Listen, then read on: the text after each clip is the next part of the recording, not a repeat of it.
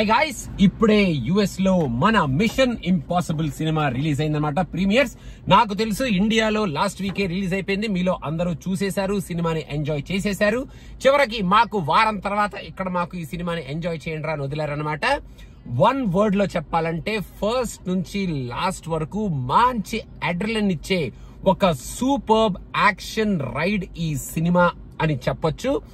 Last లో ఏమీ జరగదు అని మనకి తెలిసినా కూడా ఎలా ఏమీ జరగదు, అసలు మన ఈథన్ హంట్ ఏం చేస్తాడు, అసలు ఎలా చేస్తాడు అన్న క్యూరియాసిటీని ఫస్ట్ నుంచి లాస్ట్ వరకు edge of the seat range లో మనకి చూపించడం, మనల్ని ఆ రేంజ్ లో పెట్టడం మాత్రం ఈ మిషన్ ఇంపాసిబుల్ సిరీస్ కి మన టామ్ క్రూజ్ కి మాత్రమే చెల్లింది అని మనం ఎవ్రీ పార్ట్ చూసిన తర్వాత మనం వచ్చి మాట్లాడుకుంటూనే ఉంటాం.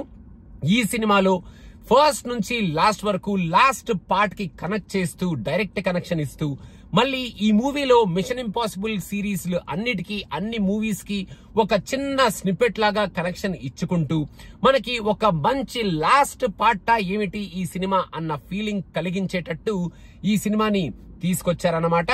కొన్ని action bits in this movie are phenomenal అని చెప్పాలి.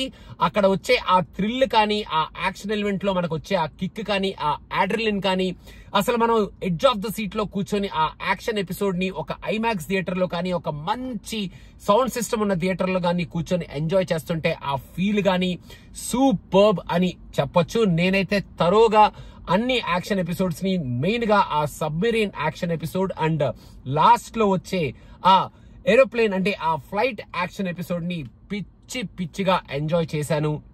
అండ్ అక్కడ మన టామ్ క్రూజ్ రియల్ స్టంట్స్ చేస్తున్నాడు కాబట్టి ఒరే ఏది రియల్, ఏది నాట్ రియల్, ఏది బాడీ డబుల్, ఏది టామ్ క్రూజ్ అనేది మనకి తెలియకుండా సూపర్బ్ గా ఆ యాక్షన్ సీన్స్ ని పర్ఫార్మ్ చేస్తూనే ఉంటాడు, మనల్ని మెప్పిస్తూనే ఉంటాడు, మనం క్లాప్స్ కొడుతూనే ఉంటాం.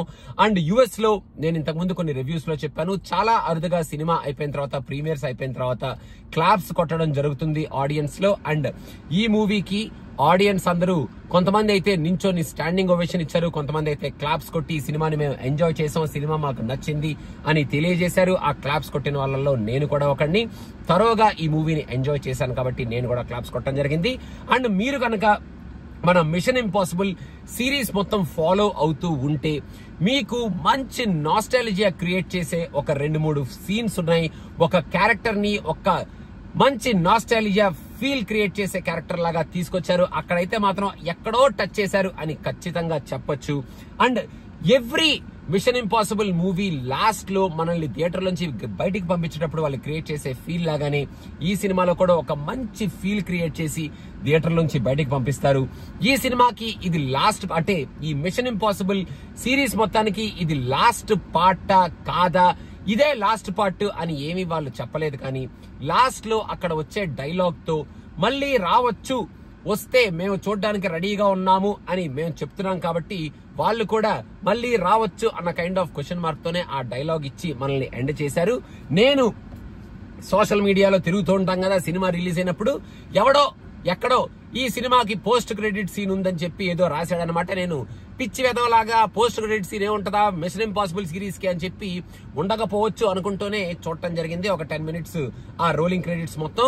కాకపోతే ఎక్కడ ఏమీ పోస్ట్ క్రెడిట్ సీన్ లేదు బాబు. యుఎస్ లో సినిమా చూడాలనుకున్న వాళ్ళు మొత్తానికి పొరపాటున పోస్ట్ క్రెడిట్ సీన్ ఉంటుందేమో అని వెయిట్ చేస్తారేమో, ఉండదు. హ్యాపీగా సినిమా అయిపోయిన తర్వాత మన ఈథన్ హంట్ ఎప్పుడైతే స్క్రీన్ నుంచి బయటకు వెళ్ళిపోతాడో మీరు కూడా థియేటర్ నుంచి బయటకు వచ్చేయచ్చు. ఇంకా ఓవరాల్ గా టామ్ క్రూజ్ మరి ఆయన ఏమి వాడుతున్నారో ఎలా చేస్తున్నారో తెలియదు కానీ ఆయన గ్లామర్ చెక్కు చెదరలేదు. ఆ ఏవియేటర్ గ్లాసెస్ పెట్టుకుని టాప్ గన్ ఫీల్ కూడా ఒక సీన్ లో క్రియేట్ చేశాడు. అండ్ ఆ యాక్షన్ ఎపిసోడ్స్ కానీ ఈ సినిమాలో మోర్ ఆఫ్ కొంచెం ఎమోషనల్ గా కూడా ఆయన ఫేస్ లో ఉన్న ఆ ఫీలింగ్స్ ని మనకి కలిగిస్తూ మొత్తానికి ఈసారి మొత్తం వరల్డ్ నే కాపాడే ఒక క్యారెక్టర్ ప్లే చేస్తూ ఆ కాపాడటం కూడా చాలా థ్రిల్లింగ్ గా కాపాడి వరల్డ్ మొత్తాన్ని సేవ్ చేసి ఈథన్ హంట్ థియేటర్ లోంచి మనకు ఒక మంచి కిక్ యాస్ ఫీల్ ని ఇచ్చి పంపించాడనమాట బయటికి. సో గైస్, మీరు కనుక మిషన్ ఇంపాసిబుల్ ఫ్యాన్స్ అయితే డెఫినెట్ గా undoubtedly you will enjoy this movie thoroughly from beginning till the end. ఆ యాక్షన్ ఎపిసోడ్స్ కానీ, ఆ అడ్రిలిన్ కానీ, ఆ రష్ కానీ, ఆ థ్రిల్ కానీ, అండ్ మెయిన్ గా మన ఈథన్ హంట్ మనకి ఇచ్చే ఆ పర్ఫార్మెన్స్ కానీ మనం సూపర్బ్ గా ఎంజాయ్ చేస్తాం.